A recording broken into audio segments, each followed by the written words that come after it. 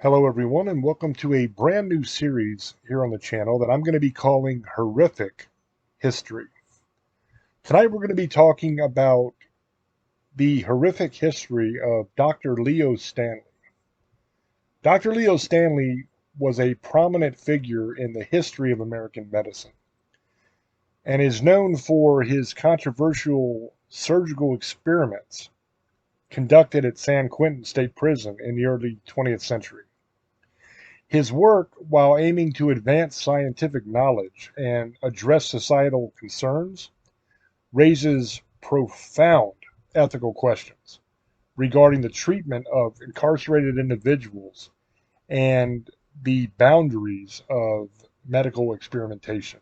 Leo Stanley was appointed as the chief surgeon at San Quentin in 1913, and he embarked on a series of surgical experiments that aim to explore the connections between endocrinology, physiology, and criminal behavior. Central to Stanley's research was the belief in the influence of hormones, particularly testosterone, on aggression and criminal tendencies. He hypothesized that altering the hormonal balance of individuals through surgical interventions could potentially reduce criminal behavior and recidivism.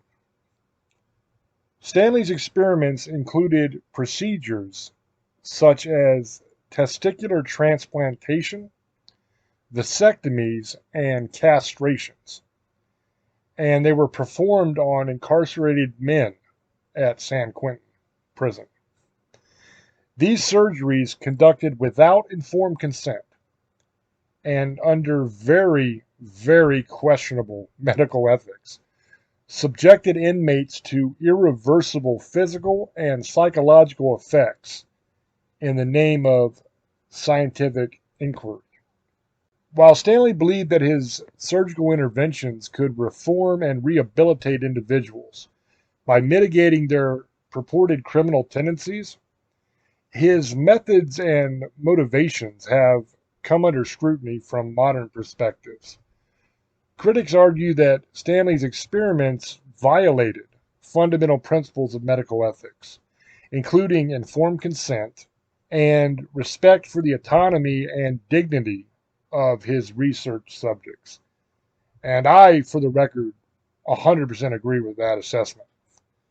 Moreover, Stanley's research reflects broader societal attitudes and prejudices prevalent at the time regarding criminality, eugenics, and the perceived links between biology and behavior. His work was influenced by the prevailing theories of the born criminal and the belief in biological determinism, which attributed criminal behavior to inherent biological factors rather than societal or environmental influences. The legacy of Stanley's experiments at San Quentin raises profound ethical and philosophical questions about the role of medicine in the criminal justice system and the treatment of vulnerable populations. His work underscores the dangers of medical paternalism and the potential for scientific research to be co opted by ideological agendas and societal biases. In this case, it was basically the idea that criminals were a different class of people, not just because of the crimes that they may have committed, that makes them worse, but the idea was that they were born that way. They were born worse, and they were fated to be a criminal. It didn't matter what they did. They were just born that way. They were what they would call back then a bad egg. So they were just screwed from the get-go. They were definitely going to be criminals no matter what. And we obviously know now that for the most part that's not true. A lot of that is because of their environment and their opportunity. But to be fair, there are people that are born as sociopaths who don't really have a conscience. And A lot of your serial killers are either sociopaths or psychopaths, and they just kind of are doomed. They're always going to be different. They're always going to have that propensity to kill. Now, whether they act on it or not is a different thing, but the propensity for it is there, a lot stronger than with normal people. The case of Dr. Leo Stanley serves as a cautionary tale about the ethical complexities of medical experimentation and the importance of upholding the principles of respect, dignity, and justice in the pursuit of scientific knowledge. His work highlights the enduring tensions between medical progress, ethical responsibility, and the protection of human rights, challenging us to confront the ethical dilemmas inherent in the intersection of medicine, science, and society. And more than even that, to me, it's a question of what is the purpose of medicine? Medicine is supposed to be there to help people.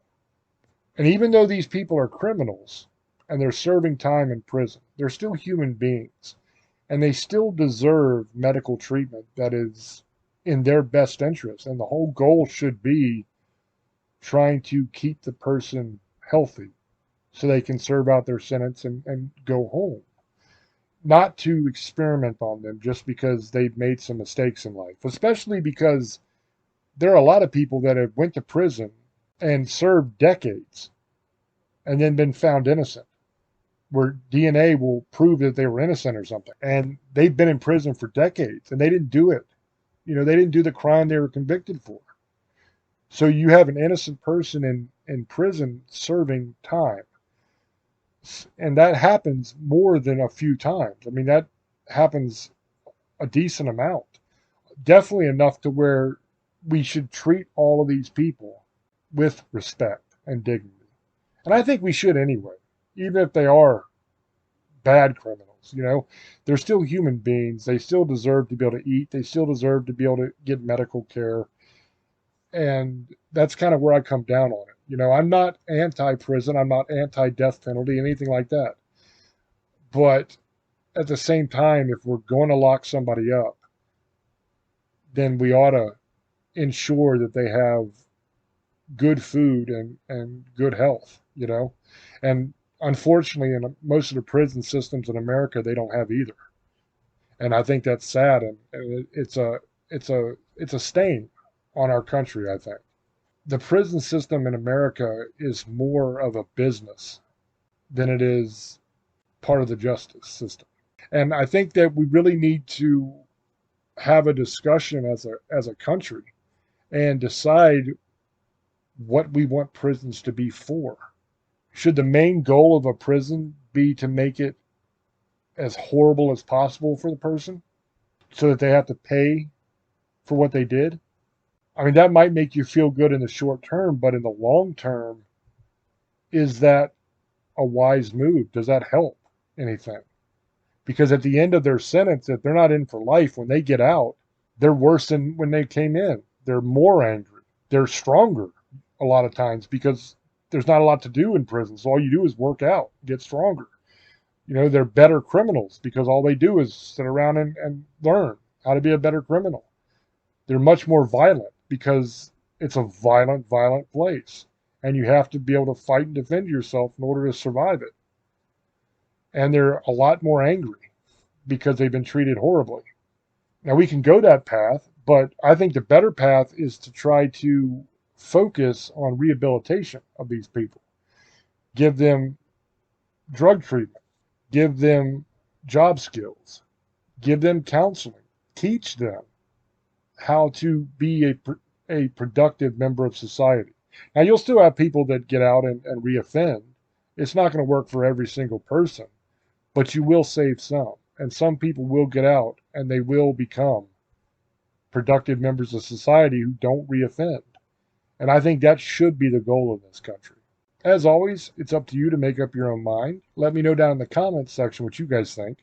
I hope that you enjoyed the video, and I will catch you on the next one. Until I speak to you again, love many, trust few, and do harm to none. God loves you, and so do I. Bye-bye.